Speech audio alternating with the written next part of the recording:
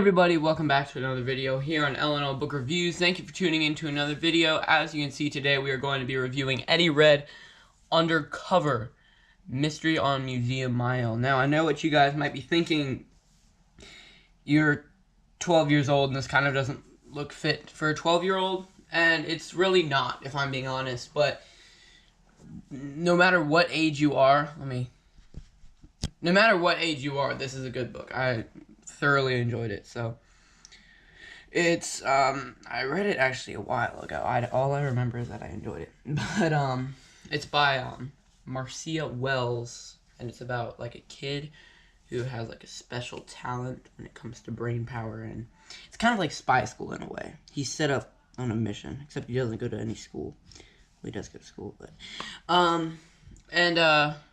yeah, guys, so this is a highly recommended book.